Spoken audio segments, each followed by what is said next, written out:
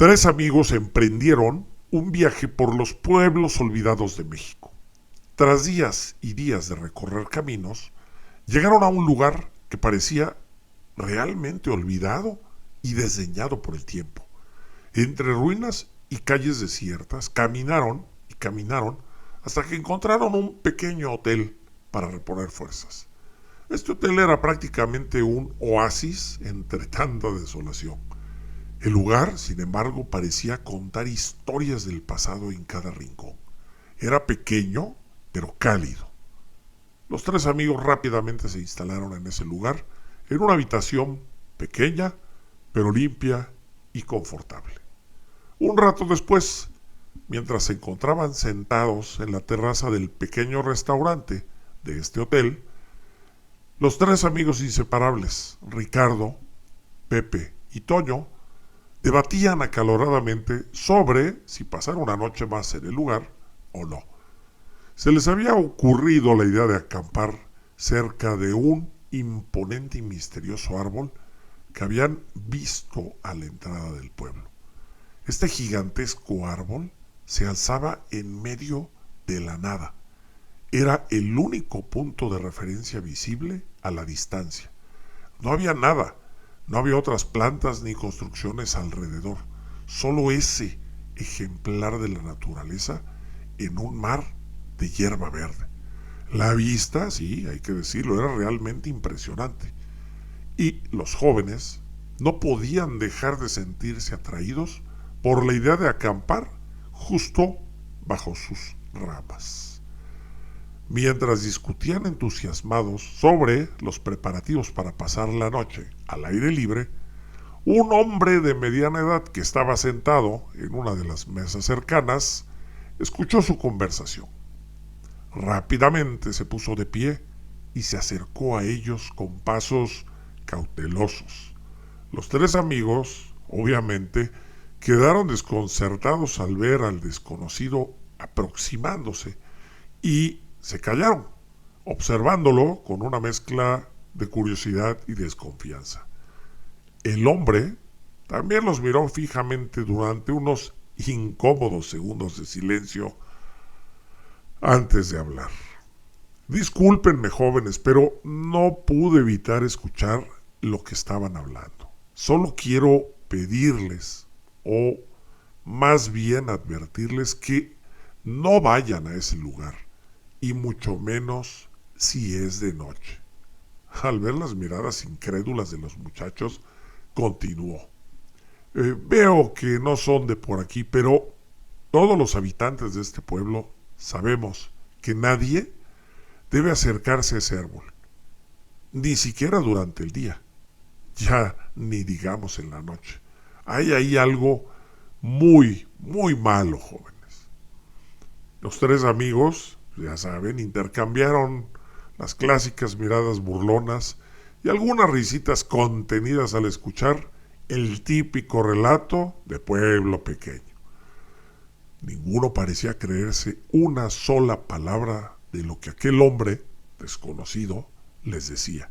Sin embargo, a Ricardo, el más curioso de los tres, la idea de escuchar la historia completa le pareció irresistible. Señor, por favor, siéntese y cuéntenos qué es lo que hay ahí, le dijo con amabilidad mientras señalaba la silla vacía frente a ellos. El hombre aceptó la invitación y tomó asiento. Después de ordenar unas cervezas para todos, tomó un trago de una y comenzó su inquietante relato. Se cuenta que en este apacible pueblo han ocurrido muchas cosas terribles a lo largo de los años. Demasiadas personas han perdido la vida y, por alguna razón escalofriante, jóvenes, la mayoría de esos sucesos han ocurrido exactamente en ese lugar. Algunos incluso se han quitado la vida colgándose de algunas de las ramas de ese maldito árbol. Otros simplemente han desaparecido sin dejar rastro, luego de que los vieron en el área por última vez. Hizo una pausa dramática antes de agregar. Y todo por ir en busca del maldito tesoro. ¿Tesoro? Lo interrumpió Pepe, el más sensato de los tres amigos. ¿Qué tesoro? Sí, un tesoro, respondió el hombre con voz áspera. Se dice que ahí, justo debajo de ese árbol, está enterrado un fabuloso tesoro, consistente en oro y joyas invaluables. Nadie sabe a ciencia cierta quién lo ocultó ahí en el pasado. Bueno, si es que en realidad existe. Algunos dicen, o la leyenda dice, que fue un general revolucionario que lo escondió antes de ser fusilado. Otros afirman que se trata de riquezas que pertenecieron a un antiguo emperador azteca. Vayan ustedes a saber. Pero la leyenda más oscura y extendida es que ese oro y esas joyas fueron enterradas por el mismísimo diablo en persona, con el único propósito, pues ya saben, de tentar a incautos codiciosos dispuestos a hacer un trato a cambio de llevarse todo ese dinero. Y nosotros somos esos tontos dispuestos a hacer un trato con el diablo a cambio de ese oro maldito, comentó Toño en tono burlón, riendo junto a sus amigos. El hombre los observó y se levantó lentamente de la mesa. Tras ponerse un viejo sombrero que llevaba, dijo: pues me temo que así es, muchacho. Ustedes deben decidir si la tentación del tesoro vale más que sus vidas. Yo ya los advertí. Dejó unas monedas sobre la mesa para pagar las bebidas y se marchó con pasos lentos, dejando a los tres amigos pensando y pensando en qué era lo que acababan de escuchar. Aunque no lo admitieron abiertamente, las palabras del viejo lugareño pues habían logrado plantar una pequeña semilla de duda en sus mentes. Es por ello que su curiosidad, que era demasiado grande, decidieron intentar excavar en busca del fabuloso tesoro esa misma noche. Consiguieron algunas herramientas prestadas de ahí, del herrero del pueblo, y se encaminaron hacia el solitario árbol, exactamente al anochecer. Llevaban lo necesario para acampar, lámparas, obviamente cerveza y mucho, pero mucho entusiasmo.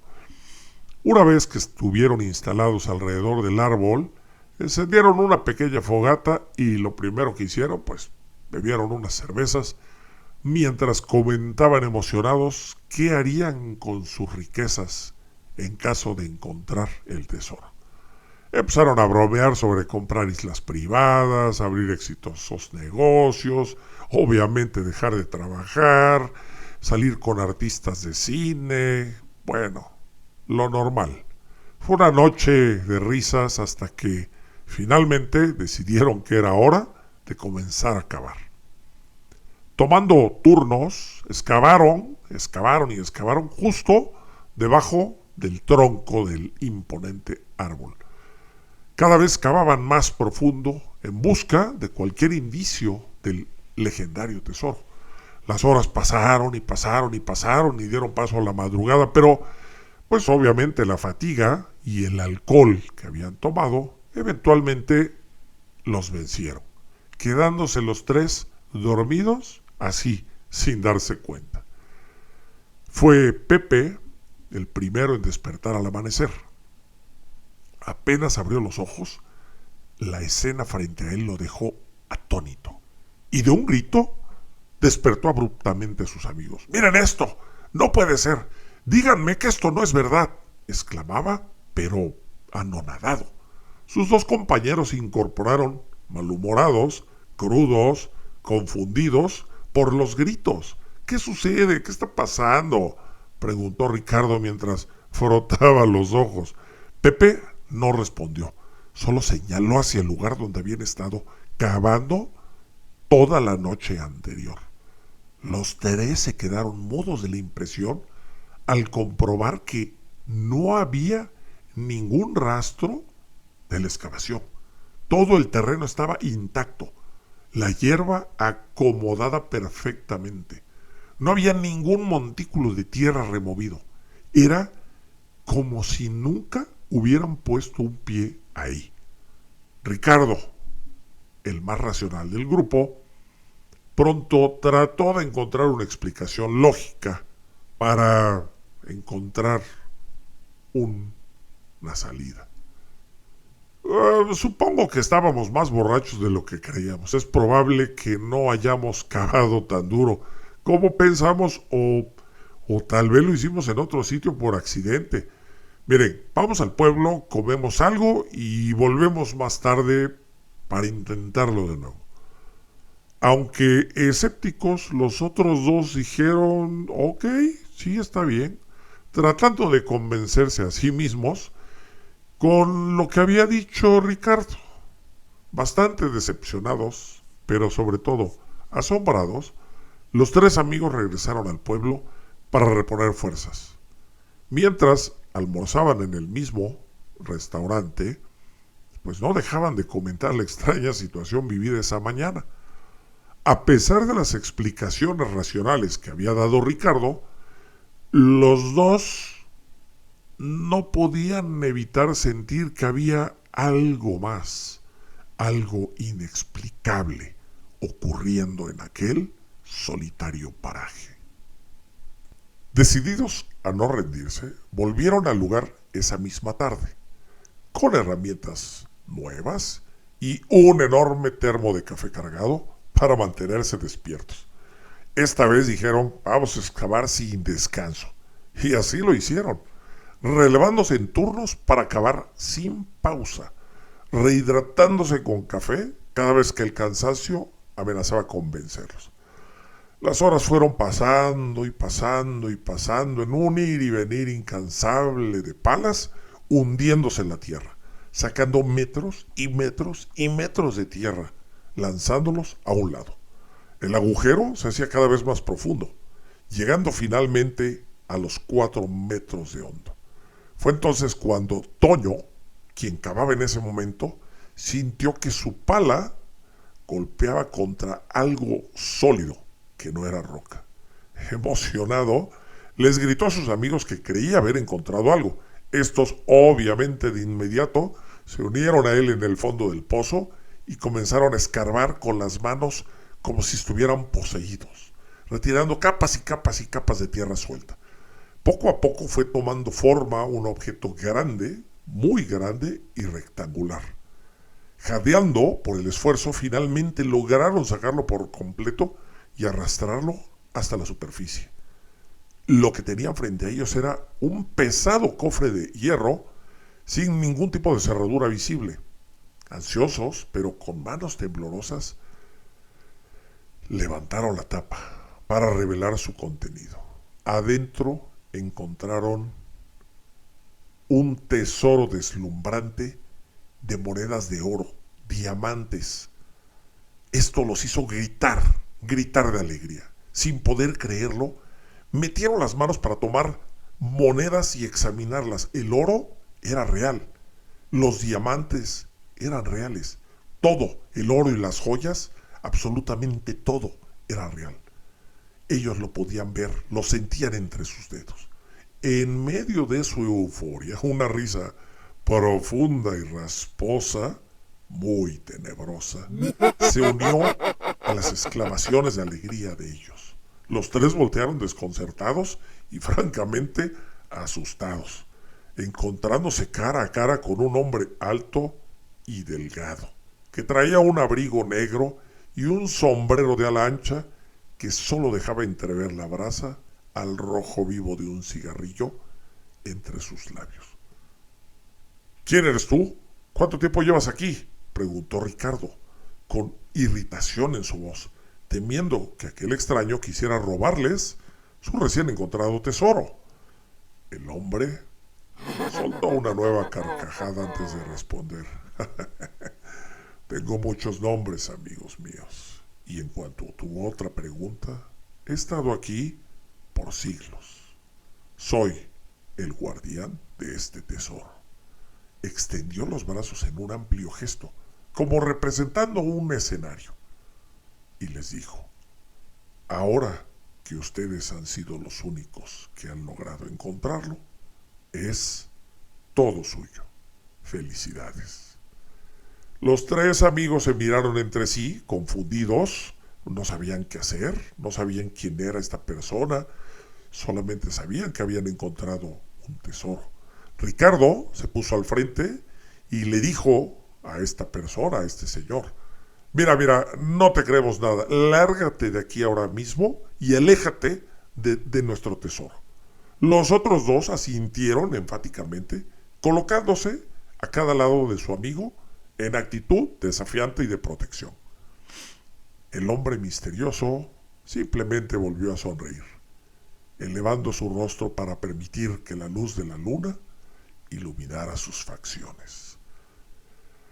Lo que vieron entonces les heló la sangre en las venas. Sus ojos brillaban con un fulgor sobrenatural, de un rojo tan intenso como las llamas del mismísimo infierno. Lentamente, sin dejar de sonreír, con sus labios grotescamente curvados, se quitó el sombrero en un burlón gesto de saludo. Su apariencia ahora era inconfundible. Se trataba del mismo hombre que los había advertido en el restaurante del pueblo días atrás sobre el peligro de ese lugar. No esperaba que realmente lograran encontrar mi tesoro, debo admitir, dijo finalmente con voz grave. Aunque quizás debí imaginar que la codicia los haría desafiar mis advertencias. En fin, un trato es un trato. Pueden quedarse con estas riquezas, pero a cambio, uno de ustedes debe quedarse conmigo. Un pesado silencio siguió aquellas estremecedoras palabras. Los tres amigos se miraron incrédulos, con la mente en blanco, por el horror de lo que acababan de escuchar. Como saliendo de una espantosa pesadilla, Toño repentinamente gritó: ¡vámonos de aquí, ahora! Y echó a correr en dirección al pueblo, sin mirar atrás. Pepe y Ricardo no dudaron en seguirlo muy de cerca, con el corazón latiéndoles a toda máquina en el pecho. Corrieron a toda velocidad, tropezando en la oscuridad, sin detenerse hasta que las luces del pueblo quedaron a la vista. Al voltear hacia atrás una última vez, la oscura figura del hombre de ojos rojos les pareció dibujarse aún de pie bajo el árbol, observándolos impasibles mientras daba una última fumada a su cigarrillo. Resollando por la carrera, irrumpieron finalmente en su habitación de la posada del pueblo y cerraron la puerta de un portazo, apoyando sus espaldas contra la gruesa madera, como si temieran que algo o alguien fuera a perseguirlos o entrar al cuarto. Toño fue el primero en hablar después de recobrar el aliento. ¿Qué carajo fue eso? ¿Qué madres acaba de pasar allá afuera? Sus manos temblaban incontrolablemente. Nadie supo qué responder. Todos estaban igual de desconcertados y aterrados. Simplemente se quedaron ahí sentados en el suelo, sin atreverse a conciliar el sueño, por si aquella criatura aparecía de nuevo. Cuando finalmente los primeros rayos del sol se filtraron por la ventana, los tres ya se sintieron más seguros y tranquilos. Bajaron al comedor de la posada a desayunar, aunque realmente ninguno tenía mucha hambre. La experiencia aterradora de la noche anterior era todo en lo que podían pensar. Tenemos que volver ahí, declaró de pronto Ricardo. Toño lo miró estupefacto. ¿Estás loco? Cabrón, después de lo que acabamos de vivir, ¿quieres volver a ese lugar maldito? Lo que tenemos que hacer es salir de este pueblo lo antes posible, tomar el primer autobús que pase y largarnos para no regresar jamás. Pepe alzó una mano en un gesto apaciguador. Tranquilos los dos. Miren, Ahora que lo pienso con la mente fría, tal vez ese sujeto solo quería asustarnos. Quizás en nuestra mente exaltada y llena de miedo, imaginamos más cosas de las que en realidad pasaron. Tal vez ni siquiera era una persona real. Tengo que estar de acuerdo con Pepe, intervino Ricardo. Por más aterrador que pareciera en ese momento, si se llevó nuestro dinero, pues no perdemos nada con regresar a revisar el lugar. Además, tenemos que regresar las herramientas que tomamos prestadas. Es lo mínimo que podemos hacer. Toño estuvo de acuerdo en regresar al lugar, más por no ir en contra de sus amigos que por verdaderas ganas de volver ahí. En el fondo, él realmente no quería tener nada más que ver con ese árbol o lo que los había atormentado la noche anterior. Pero Ricardo y Pepe tenían razón. Debían al menos recuperar las herramientas prestadas.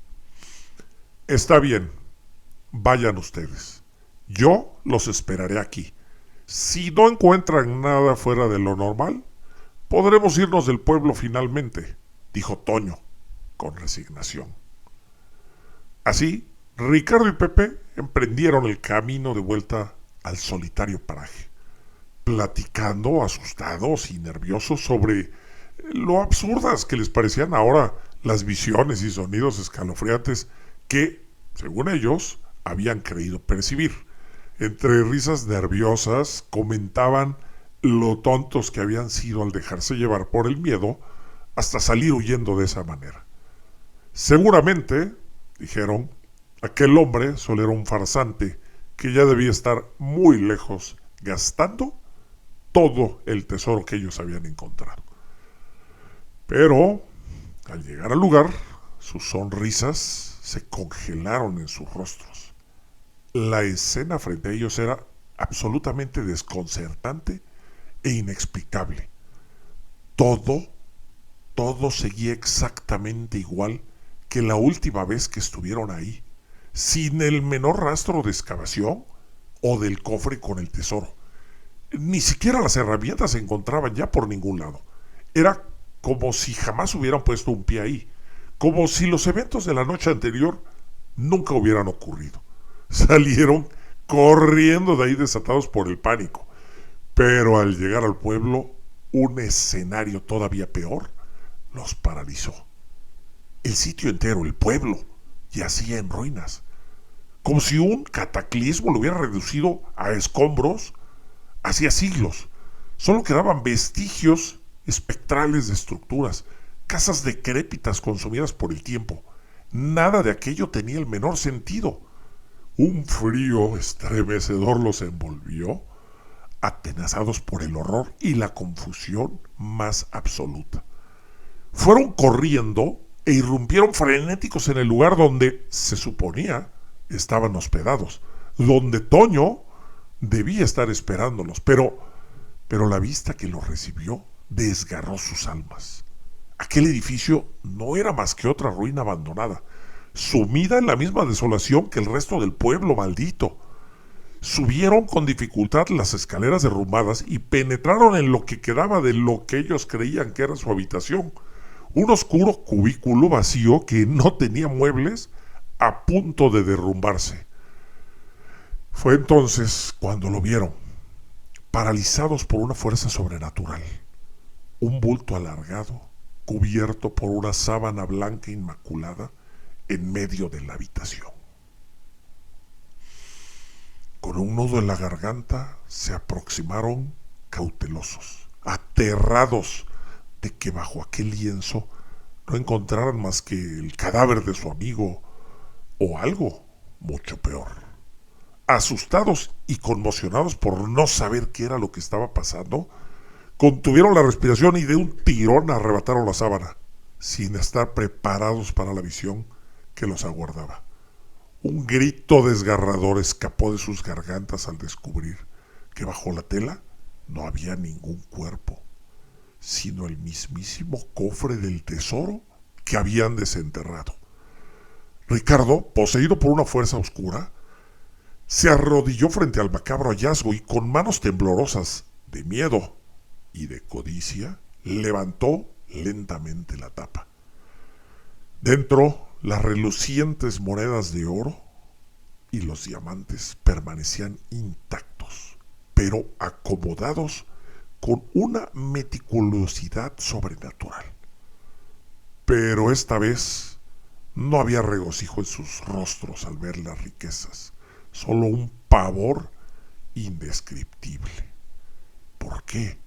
Porque justo en el fondo del cofre, entre las monedas y los diamantes, descansaba un pedazo de tela ensangrentada que ambos reconocieron al instante. Era un trozo desgarrado de la camisa que Toño llevaba puesta la última vez que lo vieron con vida. Un grito ahogado escapó de los labios de Ricardo, al tiempo que sus ojos se inundaban en lágrimas de horror. Con las pupilas dilatadas por el trauma, sostenía la prenda en su mano derecha, contemplando incrédulo las tenues líneas grises que la manchaban. Sangre reseca. Pepe se aferró al hombro de su amigo, sacudiéndolo frenéticamente mientras le suplicaba que le explicara qué era eso, qué estaba pasando, qué estaba sucediendo. Pero Ricardo solo pudo girar lentamente su rostro hacia él con una expresión de puro terror indescriptible. Entonces Pepe pudo ver lo que el trozo de tela tenía escrito. Un mensaje trazado con la misma sustancia oscura que lo manchaba. Sangre. Y decía: fue un placer hacer negocios con ustedes.